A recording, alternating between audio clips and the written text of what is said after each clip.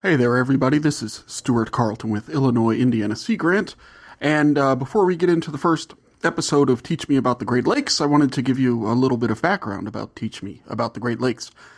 I am a lifelong Gulf South resident who has moved up to Purdue to work for Illinois Indiana Sea Grant. And I realized that there's a lot about the Great Lakes that I don't know, a lot that I could still learn. And I thought, what better way to have that happen than through a podcast. And so that was the inspiration behind starting this. Now, the episode that you're about to hear was originally going to be the second episode of Teach Me About the Great Lakes, but due to a variety of scheduling things, it ended up being the first episode. So as a result, there's some stuff that I should have said in there that I didn't say that I'm going to say now. Of course, one could argue that I should have said all of that stuff regardless, because you don't only say things in the beginning of the first episode of the podcast. But, I didn't. So here I am. Anyway, here's the rundown. This is going to be a monthly podcast, somewhere in the half-hour range if everything works out well. We hope to have a variety of really great guests to teach us everything from the very basics about the Great Lakes to more detailed sort of specific issues like today's interview with Sarah Zach about microplastics. We will feature a variety of people from Illinois Indiana Sea Grant, a variety of researchers who work on Great Lakes issues, and a variety of otherwise interesting people. The main idea is that by the end of this podcast, whenever it ends, be that in 6 months, be that in 6 years, you'll have a really good idea. Well, I'll have a really good idea, and then you, as the listener, will also have a really good idea about what it is that makes the Great Lakes so great, what makes them unique, what makes them special, what are the challenges, and those sorts of things. And let's see, so I'm also supposed to remind you to please rate and review the show. I failed to do that. Please subscribe to the show. You can look for links where the show notes are, which will be both at the Illinois Indiana Sea Grant webpage and elsewhere, but we're still building out the website for this. And then finally, if you have any questions, hit us up on Twitter. You'll hear the guests announce their Twitter handles. You will also be able to contact the show directly at @TeachLakes, which I failed to announce in this podcast because it wasn't set up yet. And if any other questions, just find us through the website. For now, I hope you enjoy the show. Look forward to your feedback, and I look forward to together learning a lot about the Great Lakes. Thank you.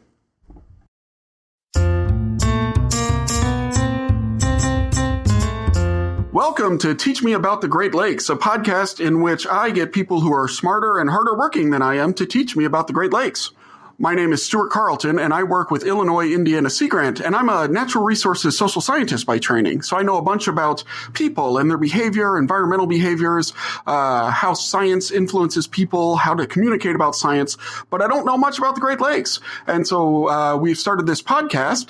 And with me, as always, is Illinois Indiana Sea Grant's communications coordinator, Hope Charters. Hope, how's it going? Hey, Stuart. I'm great. How are you? I'm also doing good. I was at the doctor last night with a back thing, so I'm all hopped up on painkillers and caffeine and ready to roll. What do you know about the Great Lakes? I know next to nothing. I don't have a science background, and so learning from our specialists is really fun for me. So one of the things that we talk about a lot at Illinois Indiana Sea Grant is this idea of microplastics, and I kind of know what they are, but not really. And so I'm especially excited about the chance to bring in Sarah Zach so that she can teach us all about them.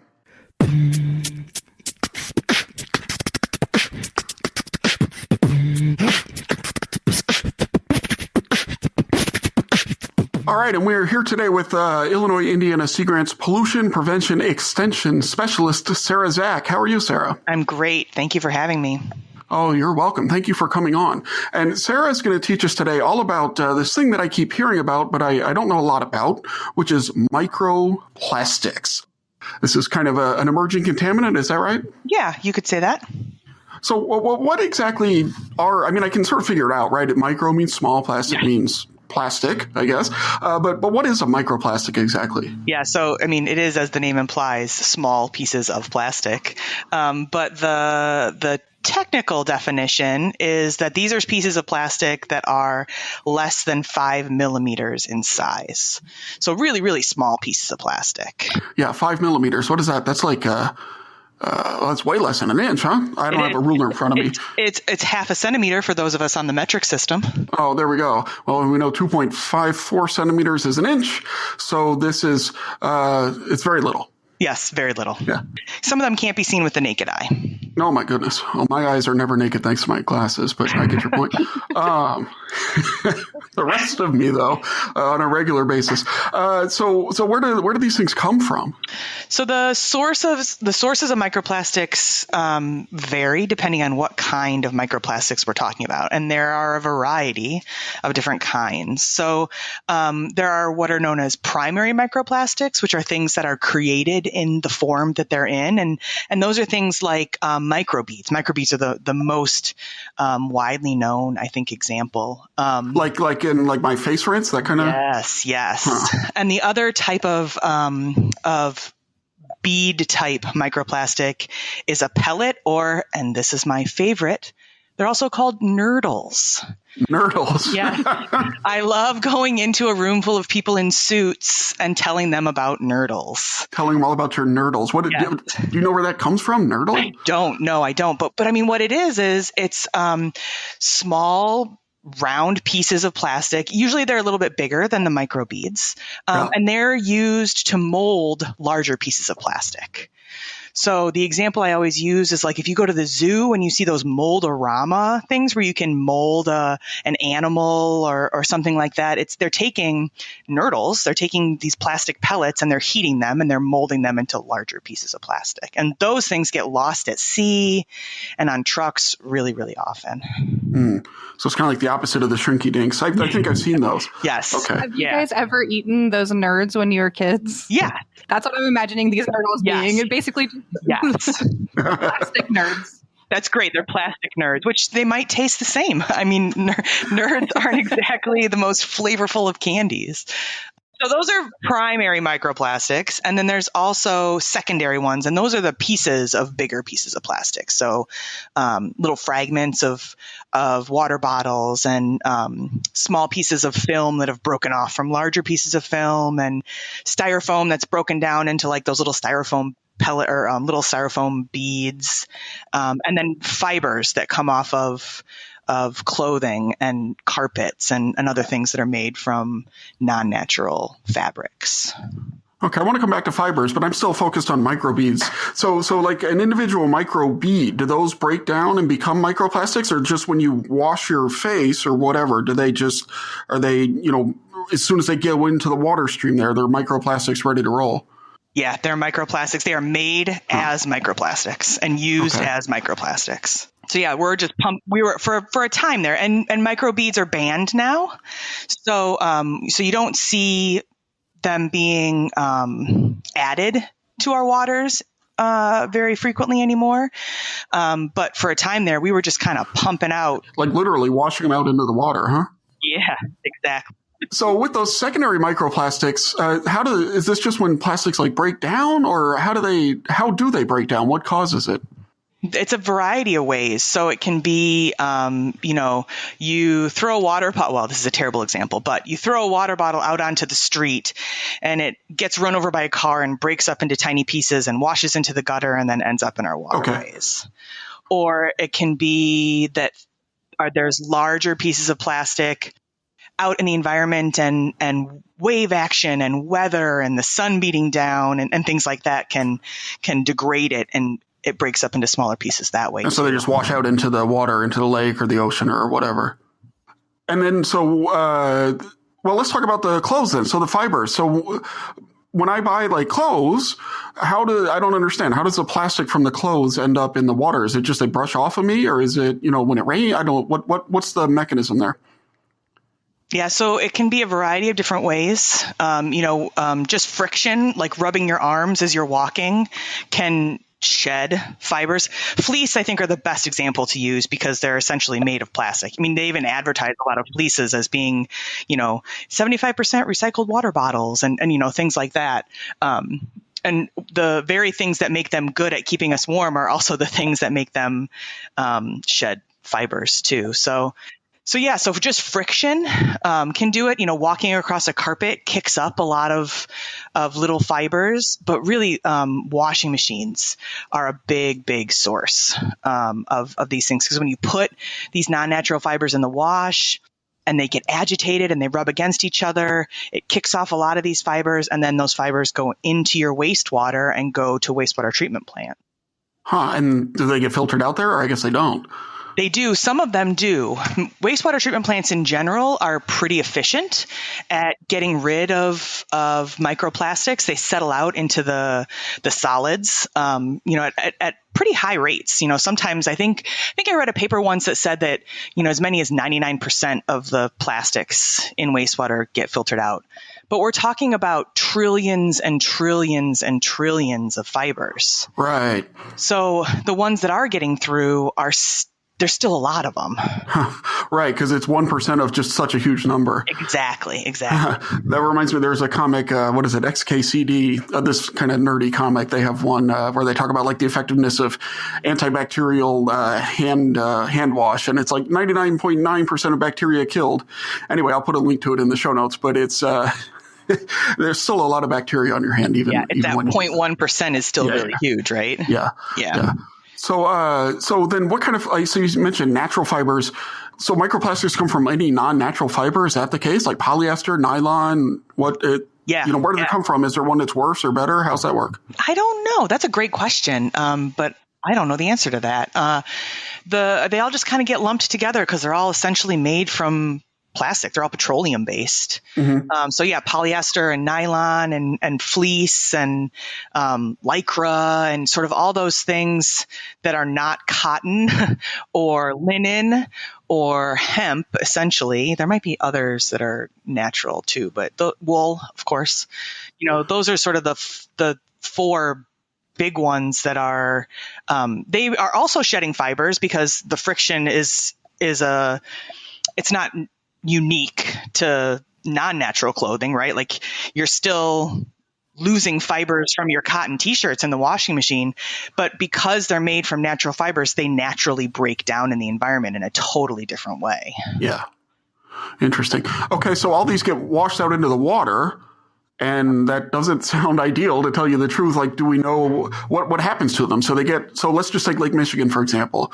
Everybody in Chicago, sheds their microplastics from their polyester or whatever. What happens? So, that's funny that you say that. So in Chicago, we then push all of those fibers downstream. Oh, that's right. Because we reverse the river. So we send it all down to Peoria, and ultimately we send it all down to the Gulf of Mexico, right, into the Mississippi River and down. But yeah, I mean, a lot of places are still using the Great Lakes as, water sources, and they're discharging that water into the Great Lakes. And what's happening is a lot of these are in the water column. They're moving around. They're getting trapped on the shore, and they're sinking into the sediment. So they're sinking down to the very bottom of the lake, and they're kind of trapped when they're down there. Short of like dredging up all of the bottom material, there really isn't any place for them to go once they end up down in the bottom. So if they're down in the bottom, do we know, do they tend to then so they just sit there kind of trapped or entrained and it's no big deal? Or, do fish eat them? What happens to them when they're in there? Do we know? So the bulk of them just sort of end up in the sediments, and in a lot of cases, they just don't get disturbed. There are things that are feeding at that bottom level. But I would say overwhelmingly the things that end up in the sediments end up staying in the sediments. It's really the stuff that's in the water column, I think, that has the most, potential for like those short-term impacts, because we don't really know what's going to happen with the stuff that's sitting on the bottom. Right. We can't predict that really, but the stuff that's in the water now, we know has a really high potential to affect things. And so there's a lot of research going on to figure out whether that's actually happening or not. I see. So when the microplastics go in, some portion of them go to the sediment. I'm starting to get it now. Okay. Yeah. Some portion of them go to the sediments, maybe the majority, but not all. And so the ones that are up in the water column, it looks like it's starting to have some sort of effect on the ecology there, the food chain, something like that. So we have Carolyn Foley with us here too, right? And she did a great study recently looking at this. And I think she could probably offer some good insight into that. Well, that's excellently transitioned, Sarah. Hi, Carolyn. Carolyn Foley is Illinois Indiana Sea Grants Research Coordinator. How are you today? I am doing well, thank you. And yes, I get to be research coordinator a lot of the time, but periodically I get to actually do research, which is fun. Who watches The Watchmen? So what?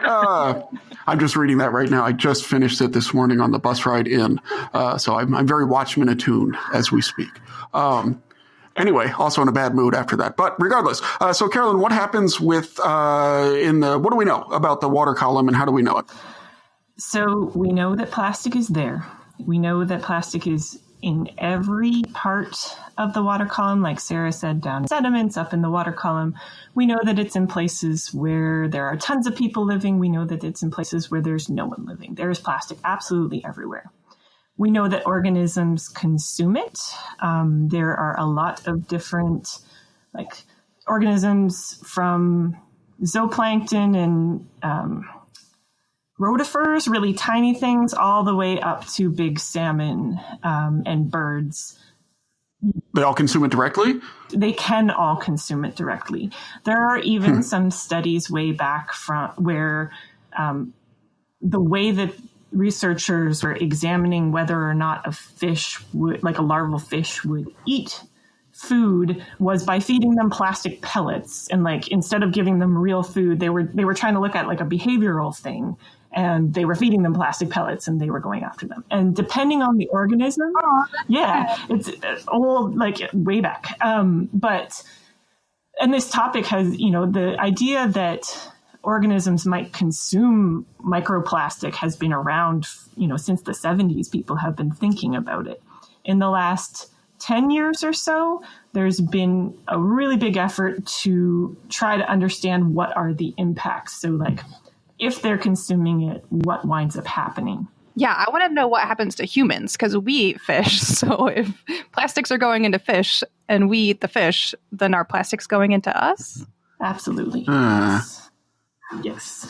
And there is evidence that the plastic, because even if it doesn't translocate to the fish tissue, which there is evidence, they've found microplastics in shellfish that are ready to be consumed by humans and things like that. So I would say almost definitely there is a chance that if you're eating a fish that there's some plastic in that fish. However, Yummy.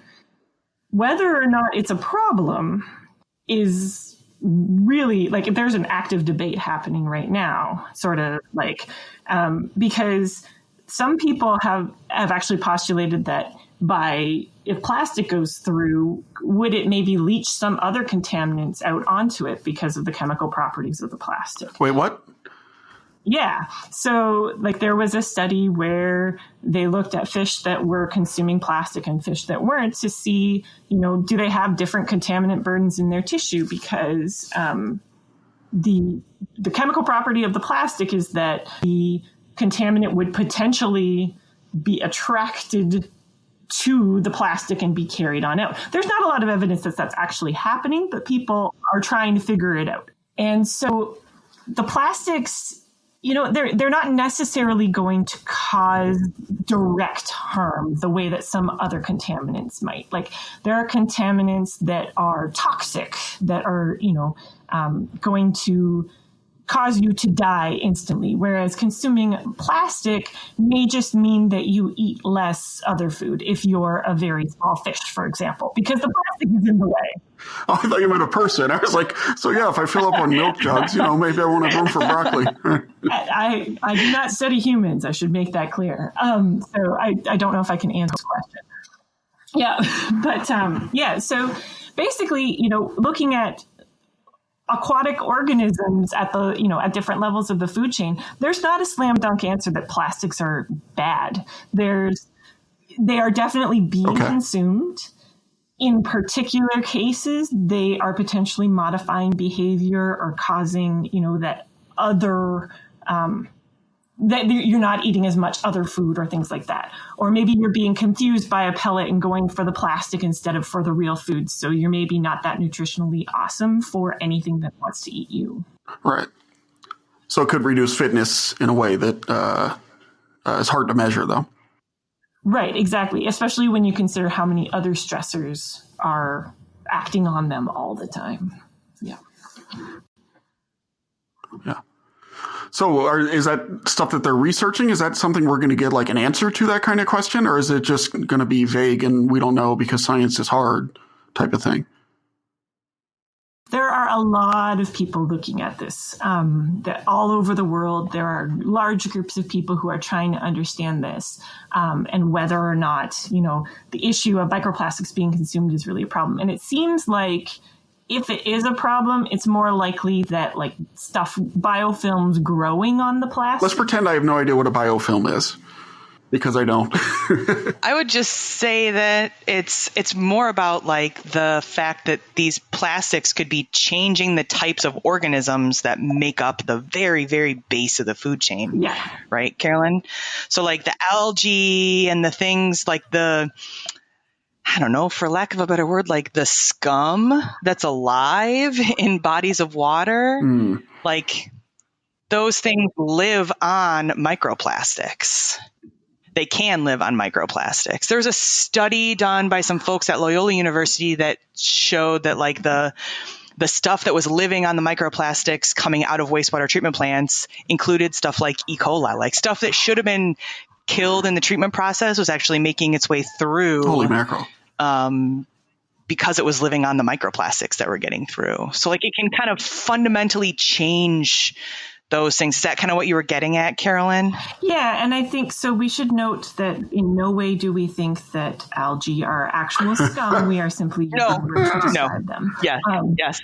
I'm just trying to be as general and colloquial as possible. I actually have a lot of good friends who are algae. That's totally true. But yeah, and I think that the story.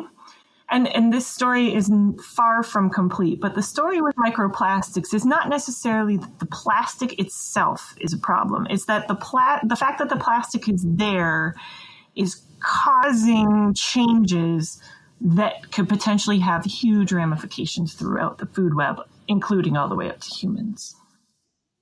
Yeah, it sounds like we don't even necessarily know the timeline. Like that could be something in a near-term timeline, or it could be something that we'd have to look back in 5,000 years, which I'm unlikely to do, frankly. But we'd have to look back, many, many, many generations down the line to see that it was a problem. Does that seem fair to say? Yes, I think so.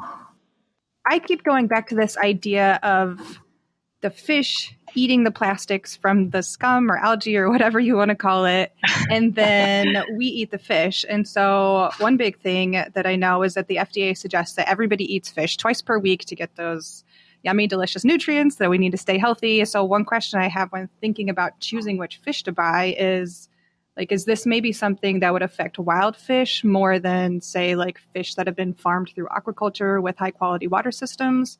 Or are wild caught and aquaculture fish basically exposed to the same levels of microplastics?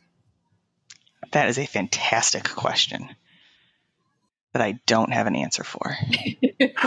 Fair enough. Yeah, I don't think we have an answer for that. And the other thing adding to that is even if you don't look at something like that, like aquaculture versus wild, different species are affected very differently. So it may be that some are, better at processing things and kicking them out. It may be that some organisms at the very base are more likely to go after plastics or learn to avoid them. And that is something where, getting back to Stuart's science is hard issue, doing these experiments is a ton of work, like keeping the organisms alive, keeping everything exactly the same, except for, exposing them to plastic or not. Exposing them to microfibers gets way harder. Like, of the studies we looked at, there were very, very few that actually looked at microfibers because, like, microbeads you can order. Microfibers, one of the ways they made a microfiber was they took like polypropylene line, like that yellow line, and they just sort of hacked at it to get little tiny pieces of plastic. And that's what they exposed their earths to. So it's like, so I think your question, Hope, about like, could it be aquaculture or wild? You could even ask, are there certain species? Because that's what happens with other contaminants, right? That that certain species tend to bioaccumulate, which means they sort of get a bunch of contaminants in their tissues. Certain species bioaccumulate more than others because of the way their internal metabolism works. Gotcha. So do we know which species of fish take in more plastic at this point, or it's still just ongoing research? I think it's really ongoing research, but Sarah, go ahead. There was some work done at Loyola that looked at fish consumption and invertebrate consumption of microplastics in wild caught fish, not looking at aquaculture, but and they found that and they didn't have a huge number of species. Again, these are hard. That's a really great point, Carolyn. These are really hard studies to conduct. So oftentimes you're really limited in what you can do. So they caught, kind of smaller fish, but what they tended to see was that the fish that were eating things that had higher microplastics loads had more microplastics in their guts. So in particular, they were looking at like round gobies.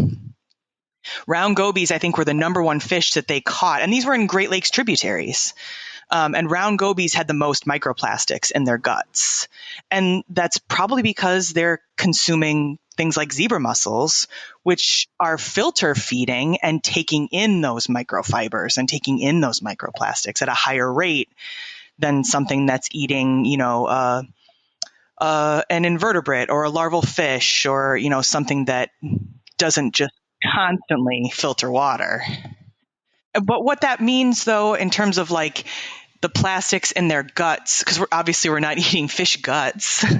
So in terms of the plastics moving like from the gut into the tissue, I think there's a lot of questions there that are left. Well, this is really interesting. It sounds like there are a lot of questions and a lot of ongoing research, some of which we funded, and now I think a lot of which is being funded by even bigger organizations than we are. But so we have some questions. But so what do we know about microplastics? We know that they come from almost any plastic we use, right?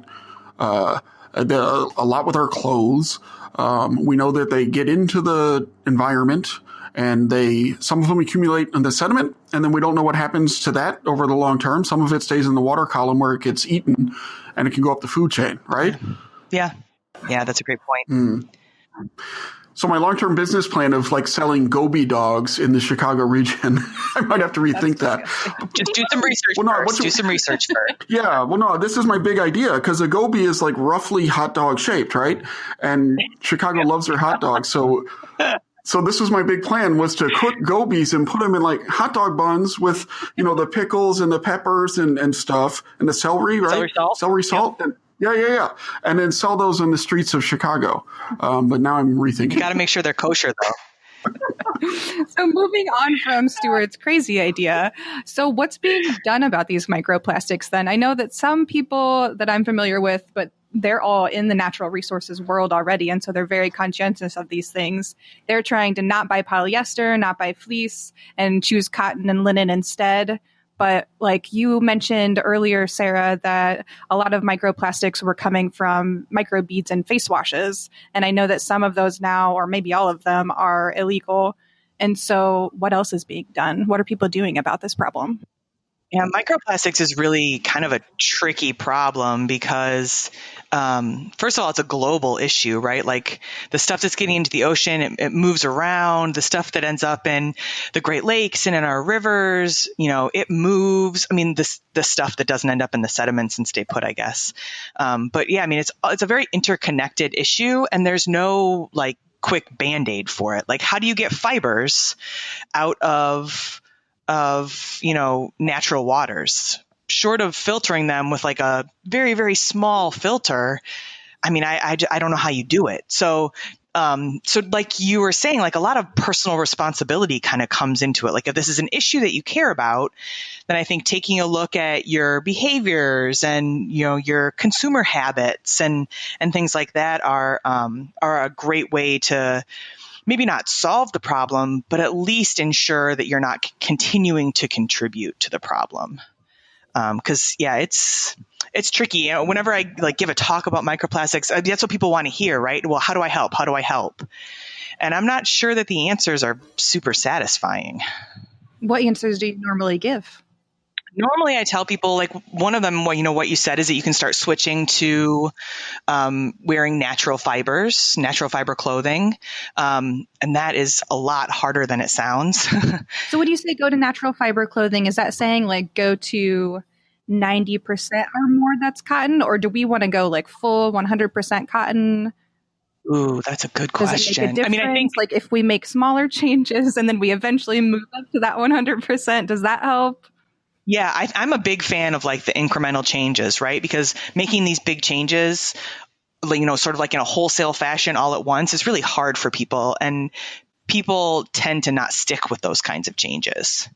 So yeah, I'm a big proponent of like every little bit you can do is fantastic. So, even if it's as simple as not buying plastic water bottles anymore, drinking tap water, using a reusable bottle, we kind of harp on that. That gets harped on, I think, a lot.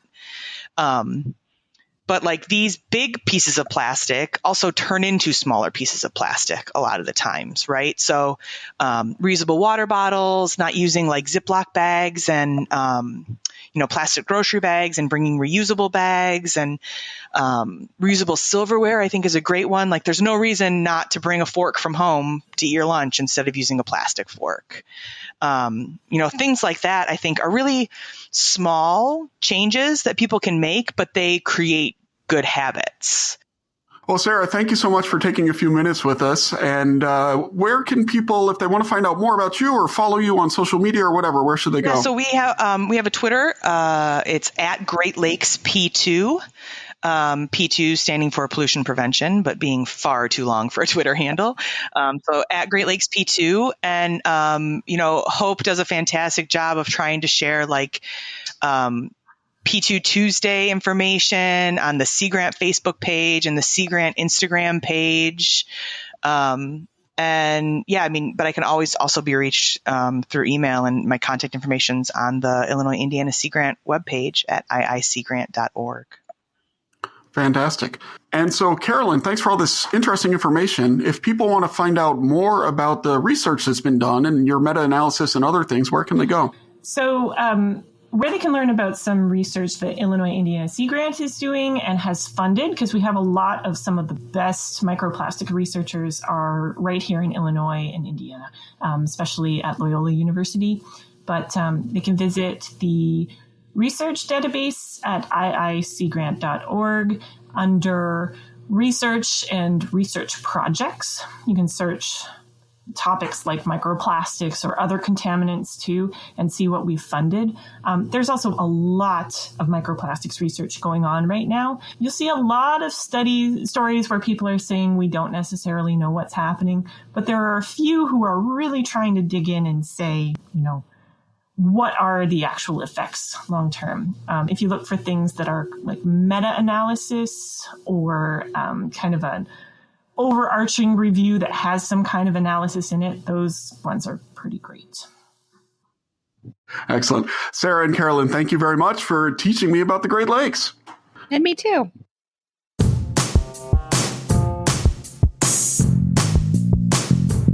Well, that was a really interesting interview and a really interesting first episode. I'm excited to see where we go over the next few months as people teach me about the Great Lakes. Hope, what is something that you learned about the Great Lakes today? I learned that gobies should not be made into hot dogs. And that a lot of fish in the Great Lakes feed off of things on the bottom, and there are a lot of microplastics down there. So we should all work on using less plastic. I would first like to point out that don't knock a goby dog until you've tried one. Yeah, today I learned that with microplastics, there's still a lot of questions that we have, and it seems like the kind of thing that isn't going away, and so it's really worth investigating these questions, and I'm excited to see where the research goes. Well, Hope, where can people find you on social media? You can follow Illinois Indiana Sea Grant at ILIN Sea Grant. We're on Twitter, Facebook, and Instagram. And if you really want to follow me personally, I don't know why you would. My handle is at Hope Kyra, Kyra. Thank you so much, Hope. And instead of following me, just go to iiseagrant.org and check out all the great work we do. And we'll see you next month.